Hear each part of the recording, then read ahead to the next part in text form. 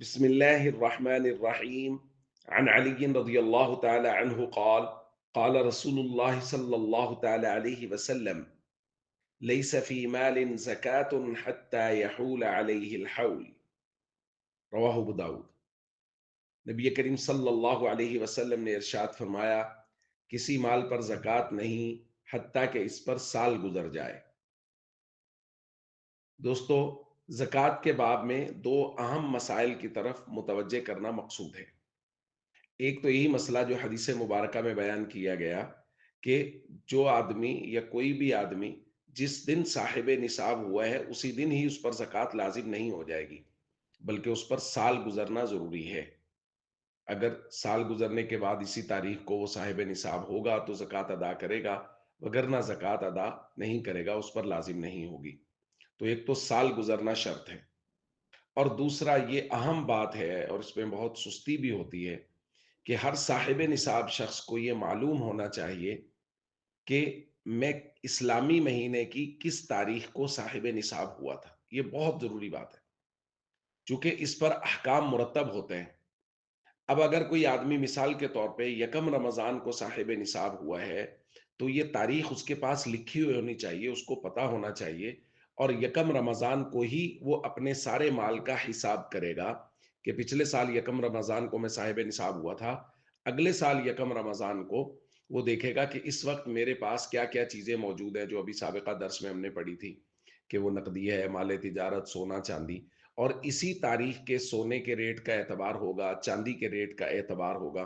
اور ان چیزوں کو لکھ کے وہ اپنا نصاب بنا کے اپنی زکوٰۃ بنا کے رکھ لے گا، لکھ لے گا۔ بھلے زکوٰۃ وہ کچھ دنوں بعد ادا کر دے، لیکن آج کی تاریخ میں اس کا حساب مکمل ہونا چاہیے کہ مجھ پر اس سال اتنی زکوٰۃ لازم ہے۔ بہت سارے لوگ یہ سمجھتے ہیں کہ جو پیسے سال سال بھر پڑے رہیں ان پر تو زکوٰۃ لازم ہے، جو سال میں استعمال ہو گئے ان پر زکوٰۃ لازم نہیں ہے۔ ایسی کوئی بات نہیں۔ سال بھر پیسے آئے گئے اس سے کوئی فرق نہیں پڑتا۔ دیکھا یہ جائے گا کہ جس تاریخ کو یہ صاحب نصاب ہوا تھا اس تاریخ کو اس کے پاس کیا ہے جب یہ حساب کر رہا ہے۔ اس کو ایک اور مثال سے بھی سمجھ لیں۔ اگر کس مثال کے طور پہ ایک آدمی یکم رمضان کو صاحب نصاب ہوا ہے اور سارا سال اس کے پاس مال وہ رہا کافی سارا، مثال کے طور پہ 1 کروڑ روپے اس کے پاس رہا، سارا سال رہا، لیکن یکم رمضان سے کچھ دن پہلے اس نے اپنی ضرورت کے لیے 50 لاکھ کی گاڑی خرید لی۔ اب حالانکہ سارا سال اس کے پاس 1 کروڑ روپے رہا ہے، لیکن یکم رمضان کو جب اس نے حساب کیا تو اس کے بعد 50 لاکھ ہے، چونکہ 50 لاکھ کی ضرورت کے لیے گاڑی خرید لی تو اب اس پر زکوٰۃ 50 لاکھ کی ہوگی۔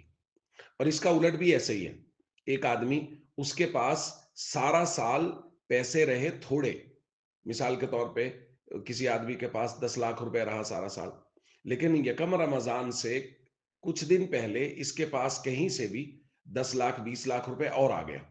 جب اس نے یکم رمضان کو حساب کیا تو اس کے پاس 30 لاکھ روپے ہے، حالانکہ تقریباً سارا سال اس کے پاس 10 لاکھ روپے رہا ہے، لیکن یکم رمضان سے پہلے پہلے اگر اس کی ملکیت میں کہیں سے 10 لاکھ یا 20 لاکھ اور آ گئے ہیں تو وہ یکم رمضان کو ان کو شامل کر کے اپنا نصاب بنائے گا۔